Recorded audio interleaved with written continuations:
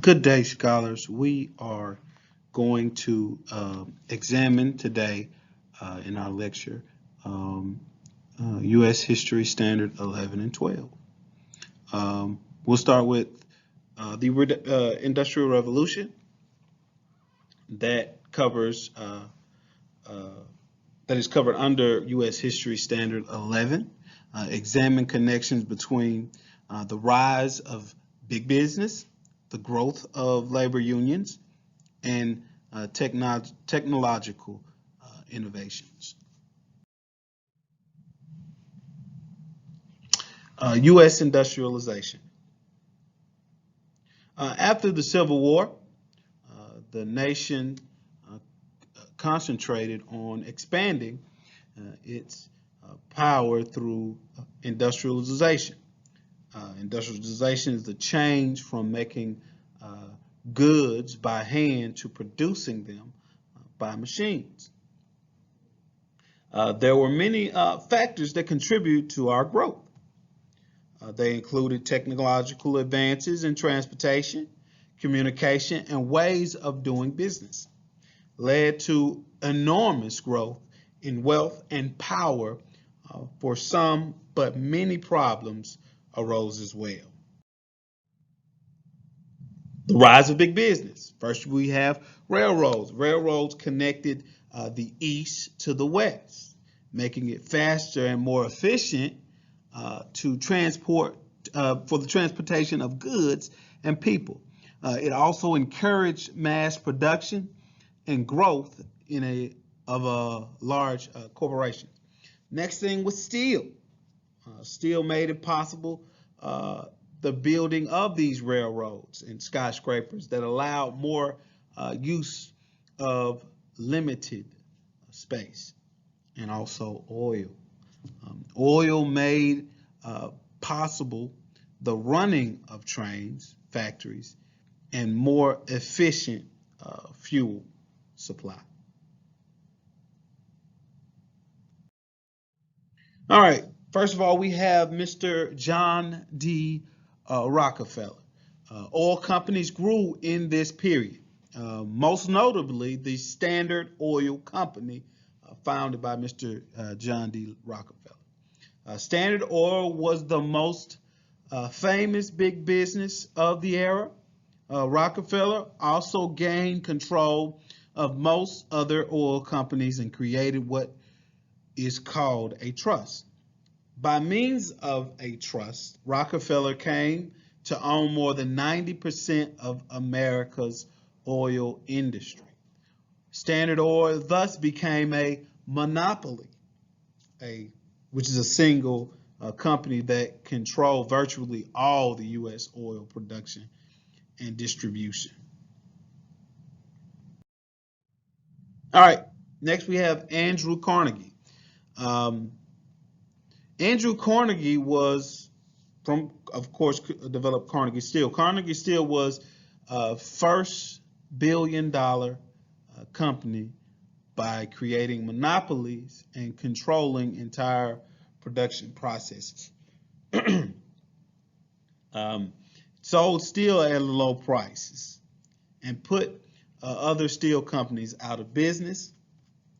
It also forced to put in long hours at low wages and stop them from joining unions. Philanthropists who gave, he was also a philanthropist who gave large sums of money to education, libraries, and arts. New innovations and improved standards of living. New inventions encouraged growth of industries by increasing work days and production and by easing communication. Bessemer process, steel, skyscrapers and elevators, that's infrastructure, telegraph, created by Samuel Morse, communication, also the telephone, was created by Alexander G. Bell for communication as well, and the light bulb, which was said to be created by Thomas Edison. and he knew it was new ways that they used electricity. All right, Edison's inventions. He invented the light bulb, motion pictures, phonograph. He eliminated much manual labor that had to be associated with everyday household activities and improve Americans' quality of life. Also, electricity soon replaced the steam as the source of power for factories. There you go, Thomas Edison.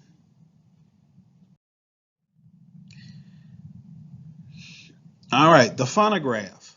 All right, the phonograph is basically some kind of mimics the it's a previous invention of the almost like a record player, but not quite a record player. You don't play it on a record player. It actually plays tunes off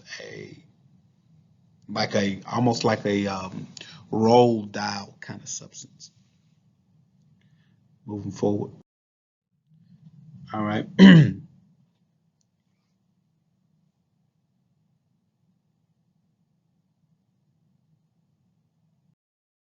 All right. As you can see, this is the telegraph. This is what they use for the telegraph. A little small contraption where they tapped it and it made little buzzing noises. And certain, as you saw in the previous slide, certain numbers or certain amount of times that you press it, at times that you press it and ways that you press it, mimic certain letters. Moving forward. Also, the telephone, as it starts to become what we know now as the ultimate communication device. Before it was the ultimate communication device. All right, industrialization changes cities. During the Industrial Revolution, many people moved to large cities to find jobs. Factories began to open in large cities with good transportation systems and plenty of people to work. The more factories open, the more people move to the cities to fill the jobs. The growth of these cities that resulted from these changes is called urbanization. So industrialization produced or helped encourage urbanization. Moving forward. All right, the new immigrants, old immigrants before 1890s, before 1890s, most immigrants to the U.S. came from Northern and Western Europe. These new immigrants, after 1896, immigrants came mostly from Southern and Eastern Europe, places like Southern Italy, Poland, and Russia. Moving forward. Ellis Island. For most of these new immigrants from Europe, Ellis Island was their first stop when they arrived in the United States. When they arrived, immigrants had to pass a physical exam. Doctors were trained to give a quick 6-second physical, and any immigrant who were sick were sent back home. Immigrants who passed their physicals had to register and give their names, occupation, and financial situation. A great example of this Ellis Island situation is, I don't know if you all ever seen The Godfather. I believe it's the second Godfather, where it goes into the dialogue and the story of the father of Vito Corleone, and it depicts a certain situation and how he was how he immigrated to the United States from Italy. So that's a great movie. I mean, this is not a movie for everybody, but it's a great movie. Moving forward. As you can see, this is a picture of Ellis Island.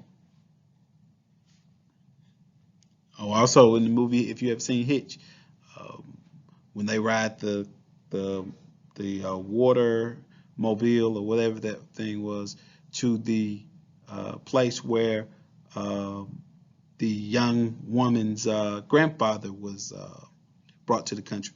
It shows a great example of that as well. All right, as you can see, more of Ellis Island. You can see how they brought people in and how they examined people on your top right-hand corner. And, you know, as you can see, a picture of a good group of people. All right, Angel Island. In 1910, Asian immigrants began to land at Angel Island, which was in San Francisco, California. Now, the conditions at Angel Island were very bad. Most of the buildings were very dirty, and many immigrants were kept for weeks or months before they could leave.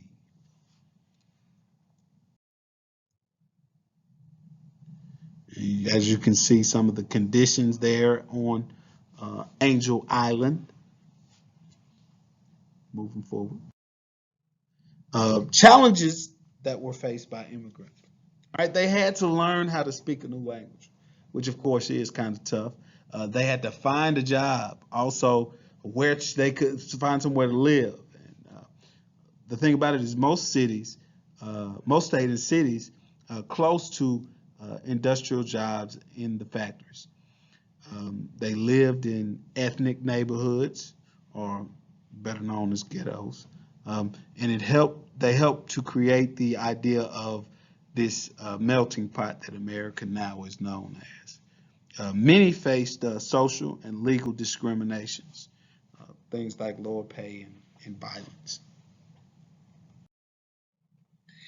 Immigrants and jobs. Most immigrants took whatever jobs they could find, often taking jobs that were paid very little for long hours of work and jobs where the working conditions were very unsafe. Um, Often immigrants, women, and children worked in sweatshops that were hot, crowded, and dangerous factories. Immigrants helped fuel the industrial growth. They voted, were active in labor unions, and made their traditions a part of American culture. Reaction to immigration, because there was a widespread fear that immigration or immigrants would take American jobs. Americans were prejudiced against non-whites and began to impose restrictions on immigration.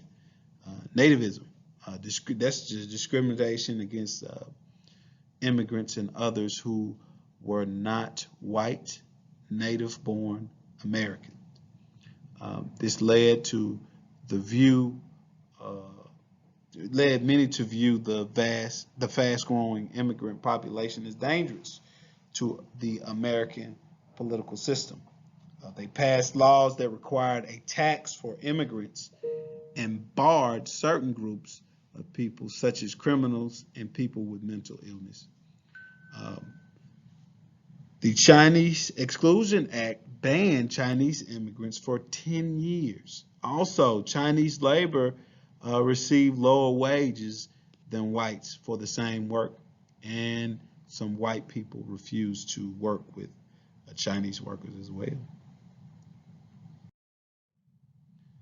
Oh, sweatshops. As you can see, these sweatshops, these are those very industrial locations where they were very much crowded and forced to work in some inhumane conditions at times. The rise of labor unions. Industrialization lowered the prices of goods, but factory workers still did not make enough to buy them. Uh, workers took complaints straight to their employers, but nothing was done. Collective bargaining or negotiating a group for higher wages or better work conditions. Strikes were the most common form. Workers would agree to basically cease work until their demands were met. Um, Labor unions formed and workers began to strike against lower wages, long work days, and unsafe work conditions.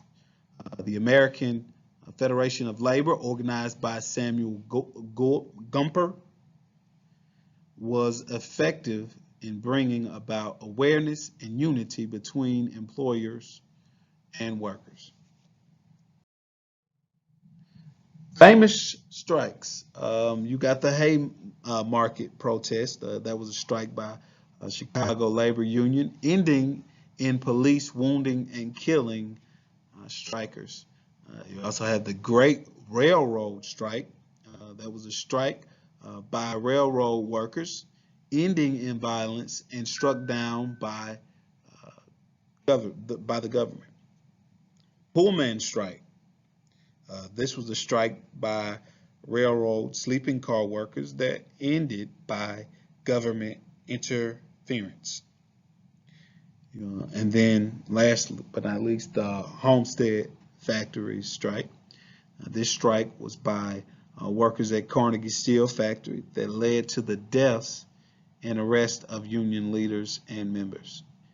Ended also by government interference.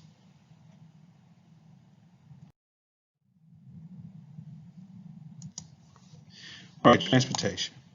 All right.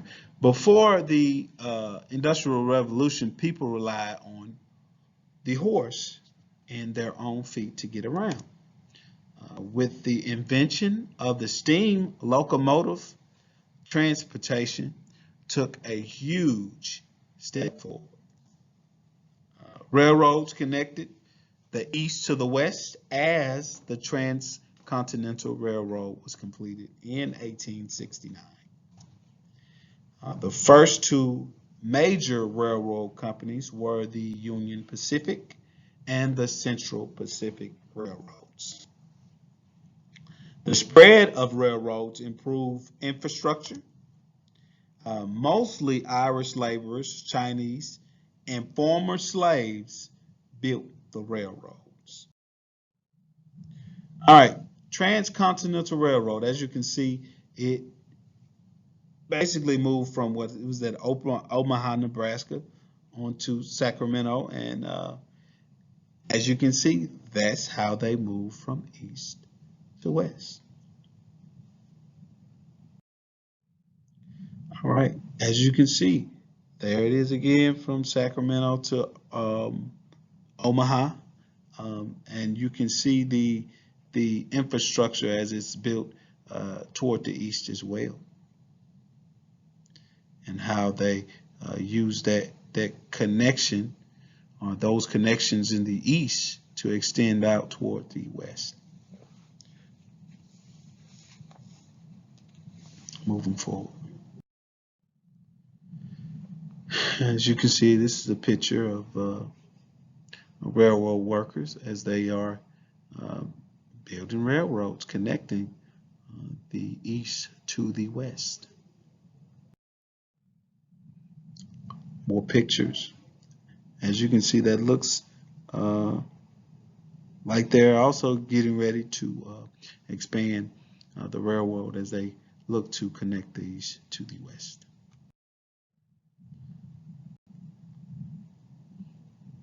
As you can see, there's a carriage and there's an old school railroad.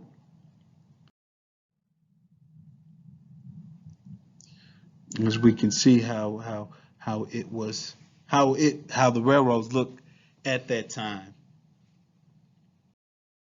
All right. The next section, next standard is U.S. History 12, and here we're going to examine Native Americans and westward expansion. The standard states, evaluate how westward expansion impact the Plains Indians and fulfilled manifest destiny.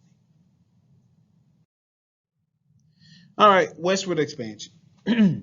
As northeastern cities became more industrialized, people wanting to keep their rural livelihood moved farther west. Railroad companies sold western lands to settlers. They used trains to travel west and to ship their grain and meat to people who couldn't be easily reached without railroads.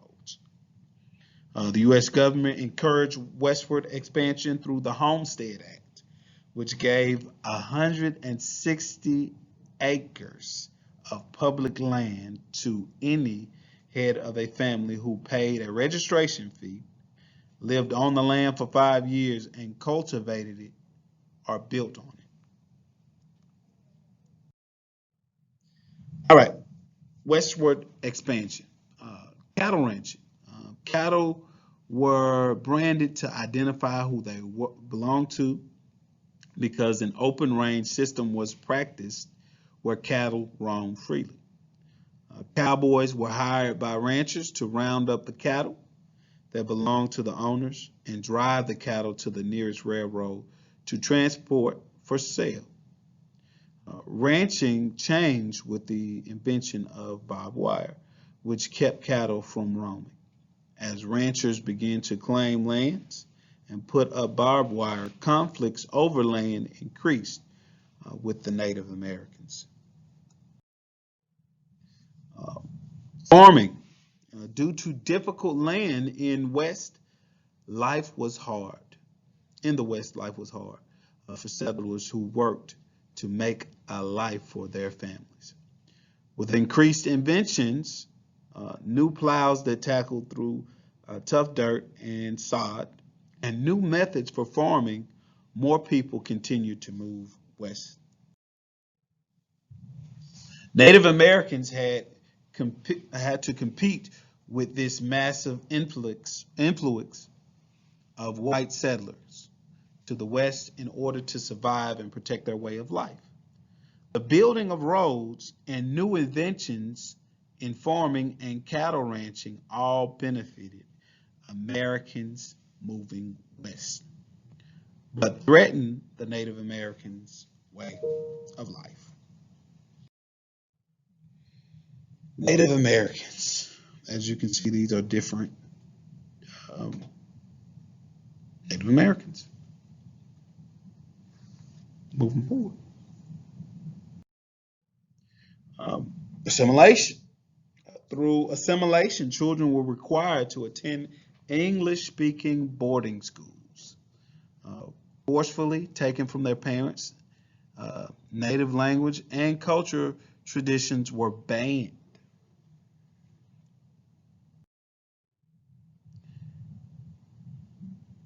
Oh my goodness. Rough looking dude. Destruction of the buffalo. The buffalo was the center of life and primary food source for Native Americans on the plains. The U.S. imposed government initiatives to drive out natives by depriving them from this food source. Buffalo blocked the progress of trains.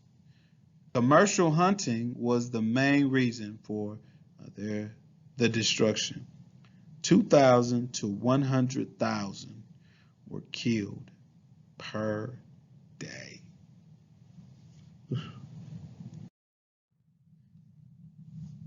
As you can see, there's that buffalo.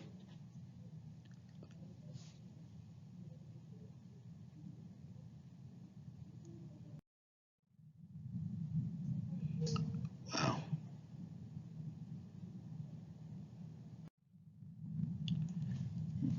And more pictures of the destruction of the buffalo, as you can see. All right. The Dawes uh, Severalty Act. The Dawes Act surveyed and divided up tribal lands into individual allotments for each Native American family. Natives were registered and given Christian names. After 25 years, the land could be sold, and it was sold to white settlers. 90,000 Native Americans were landless and forced into reservations. Right. Of course, we have a conflict over land. The Indians needed the land for hunting, and settlers wanted the land for farming and mining.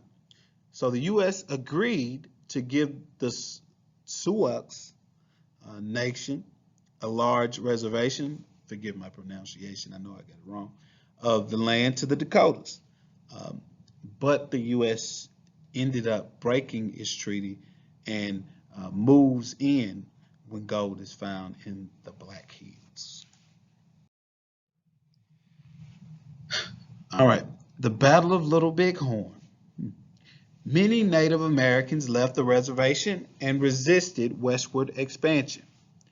George Armstrong Custer and the 7th Cavalry sent out to put them back on the reservation. Custer and his men stumbled upon 2,000 Indians. Custer and all of his men were killed.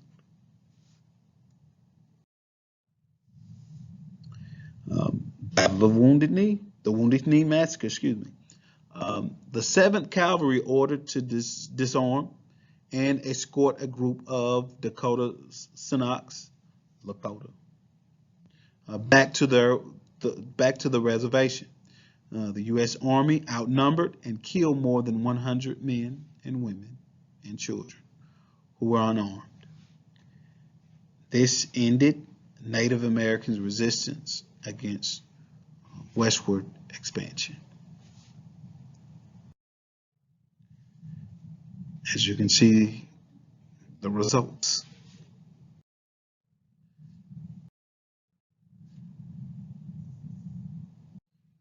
That concludes our lecture for today. If you need to contact me for whatever reason, keep in mind the best way to contact me is through the Remind app. If you're not signed up for the Remind app, please do that immediately. You can always email me or call me on my desk phone or classroom phone, as you can see. Of course, as always, all calls received after 3:30 p.m. will be answered the following, calls or emails will be answered the following workday. Of course, if that's a Friday, then the following workday will be a Monday. But if you need anything, just let me know. All right, guys. Thanks.